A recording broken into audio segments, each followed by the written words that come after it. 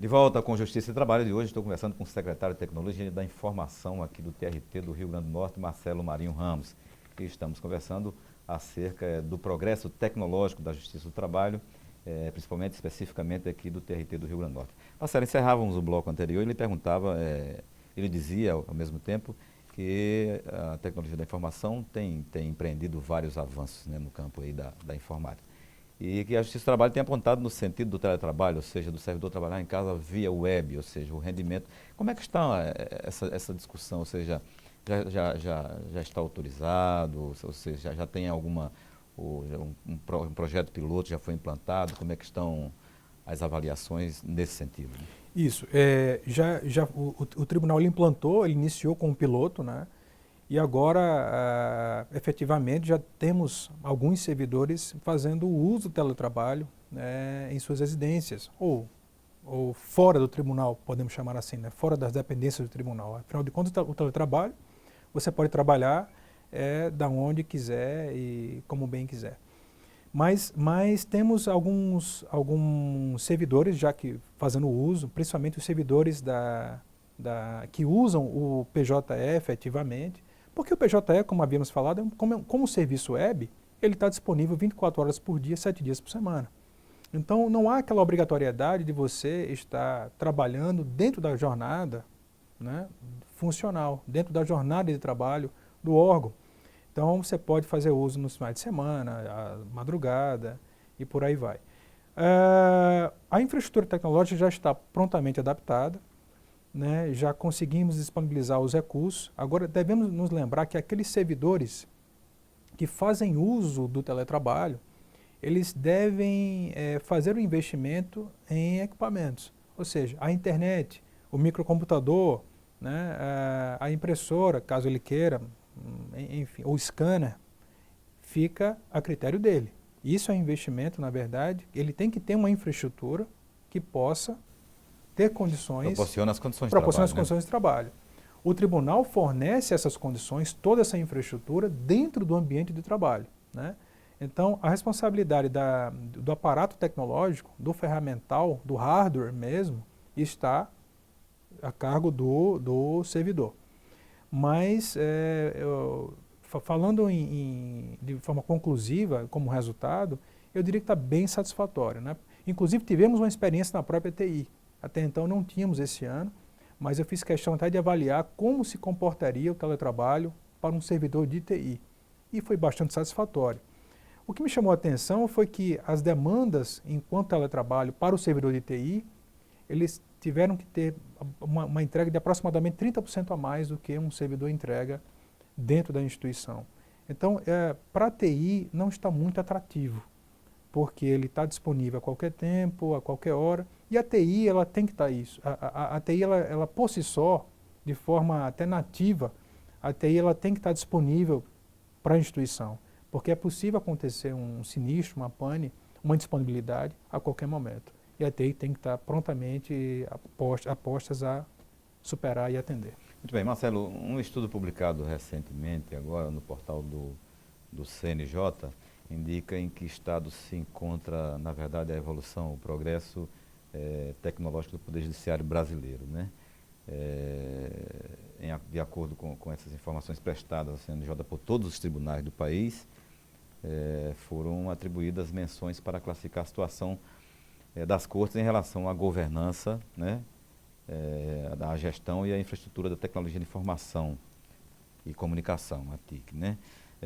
Nesse diagnóstico produzido pelo CNJ, o desempenho de cada tribunal na área recebeu uma classificação, né? Ou seja, um parecer com as avaliações seriam baixa, satisfatória, aprimorada ou até excelência, né? Como é que foi o TRT do Rio Grande do Norte nesta pesquisa, ou seja, nesse estudo que foram prestadas essas informações pelos diversos segmentos do judiciário? É interessante esse levantamento, porque o CNJ, de um modo geral, o CNJ está querendo o melhor para a sociedade. Então, ele tem uma preocupação com os órgãos, né? O que é que os órgãos estão fazendo para poder entregar, para poder atender os anseios da sociedade, para poder atender os anseios do cidadão. Então, com isso, ele delimitou alguns parâmetros, alguns requisitos de boas práticas internacionalmente conhecidas e fez uma avaliação, né, diante do porte do tribunal, do investimento, de políticas aprimoradas, de controles, de processos instituídos, de formalização de desempenho, de análise de pessoal, de capacidade técnica, qualificação do profissional. E com todo esse levantamento, ele conseguiu mapear, ele fez um raio-x da justiça e ranqueou todo esse corpo, né, tanto o órgão como todo o corpo técnico. Devemos nos lembrar que a governança, a gestão, ela, por sua vez, ela é da alta administração. Nós, enquanto TI, nós somos os operacionalizadores desse processo, né? Então, nós aprovamos junto à alta gestão, né? Temos a responsabilidade de acompanhar isso, monitorar e cobrar das equipes, e para conseguir chegar ao nível de excelência, é o que todos buscam. Mas, em resumo, eu diria que esse levantamento em 2016, que está disponível, está no site do CNJ, e eu diria que, lógico que tem órgãos com índices menores, tem órgãos com índice maior, mas o nosso tribunal, ele atendeu a expectativa para 2016. Temos uma meta para chegarmos em 2020 com um nível aprimorado, se não o de excelência. Então, assim, superamos a nossa meta para 2016 e foi muito positiva, fruto de muito esforço, empenho e comprometimento do corpo técnico. Tem está lá colocado por ordem de classificação. Exatamente, inclusive o CNJ segmentou, né, conselho, tribunais eleitorais, justiça comum, tribunais estaduais, tribunais do trabalho, e ranqueou os tribunais, né? No nosso caso, nós ficamos mais ou menos dos 24 tribunais, nós somos talvez o 11º, 12º colocado, então estamos entre os 10 ali, e com um nível mesmo com um orçamento baixo, mas temos um comprometimento de governança, temos um comprometimento de gestão, digamos assim, em um processo de amadurecimento muito bom, fruto da capacidade técnica. Isso é resultado do comprometimento e alinhado à capacitação técnica dos nossos colaboradores profissionais. E seria interessante a gente destacar para o telespectador que está nos ouvindo agora, o que é que tem a ver uma entrevista com o secretário de Tecnologia da Informação no programa Justiça e Trabalho. O nosso carro-chefe hoje, todos nós sabemos, em todas as empresas, em todo o mercado, em todo o mundo do trabalho hoje, não se trabalha a não ser com a tecnologia da informação, ou seja, com o computador, com a informática. Essa é a grande realidade. E quanto mais se avança aqui, quanto mais nós podemos alcançar um nível de excelência, ou como nós estamos conversando agora, quanto mais se melhora a governança em TI, se melhora a prestação jurisdicional, que é exatamente o atendimento ao usuário, o atendimento ao cidadão, ou seja, é o ponto de se encontrar a solução dos conflitos entre o capital e o trabalho. Né? Ou seja, a tecnologia da informação é a carruagem, é o motor que faz a justiça do trabalho andar. É isso, Marcelo? É verdade. É exatamente nessa linha, Manassés. E nos orgulha muito, enquanto servidor da Justiça do Trabalho, você também como servidor e o próprio órgão, que o nosso tribunal ele está entre os melhores, né, em seu porte, como seu porte de tribunal, e foi o melhor do Rio Grande do Norte. Então, isso nos orgulha, isso nos faz querer manter essa colocação, isso nos faz querer chegar a um nível de excelência. Desempenhar cada dia mais um bom papel. Muito bem, Marcelo, nós estamos chegando ao final do nosso tempo de televisão. Nós desde já agradecemos mais uma vez a sua presença aqui no Justiça e Trabalho, sempre tão gentilmente atendendo aqui ao nosso chamado, ao nosso convite, e o deixamos à vontade com os nossos telespectadores. Eu que agradeço e é uma satisfação estar aqui falando para todos. Muito obrigado. Muito bem. Bem, telespectadores, por hoje nós encerramos aqui o Justiça e Trabalho desta semana. A você que esteve conosco, obrigado pela sua companhia, pela sua audiência de sempre. E os contatos com a nossa produção podem ser obtidos pelo telefone 84 4006 3081 ou pelo e-mail ccs@trt21.jus.br. Acesse também nosso site pelo endereço www.trt21.jus.br.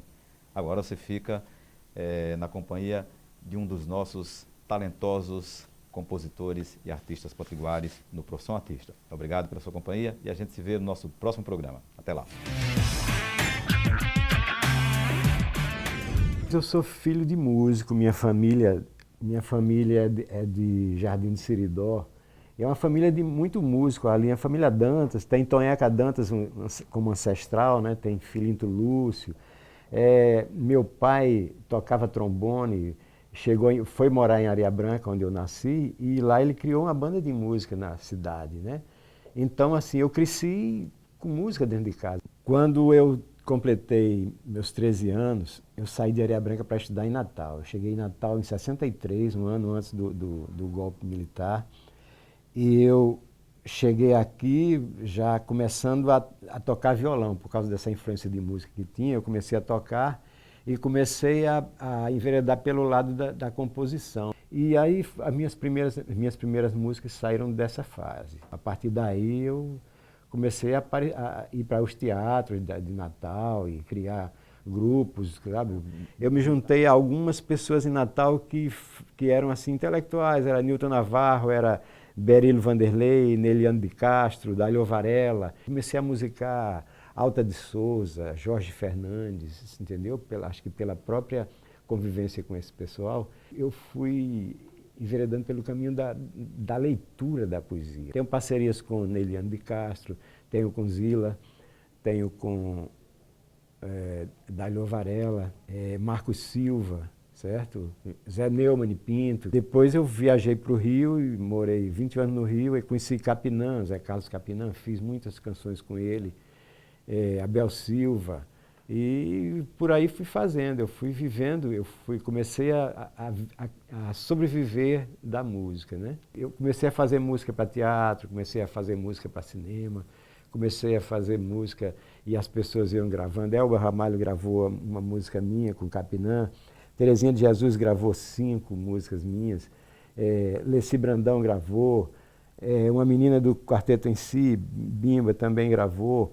Agora, recentemente, eu estou compondo com um parceiro chamado Climério Ferreira, que já tem bastante músicas gravadas, né, com parceria com os irmãos, né, que era Clodo, Clésio e Climério. Hoje eu vejo a música assim, muito levada para um lado só de entretenimento e um lado muito grotesco, assim, de um modo geral. A mídia está mostrando mais esse lado do que propriamente o que está sendo feito de bom, de interessante no Brasil.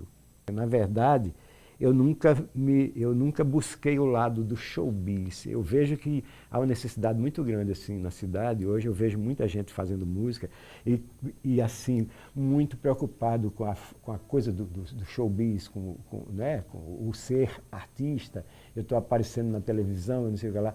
Mas eu acho que o músico, ele pode ser um trabalhador da música, sim, né? Eu continuo fazendo música, eu fiz em toda a minha trajetória de usar a música como trabalho, eu tive músicas gravadas por várias pessoas, mas eu só fiz um disco na minha vida, como cantor, certo?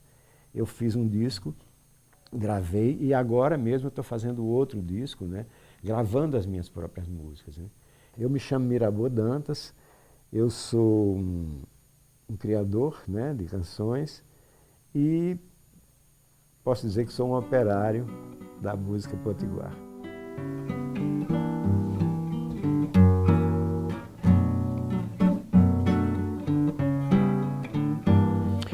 E aí indo eu e as minhas lembranças, enquanto esse tempo avança na direção das manhãs,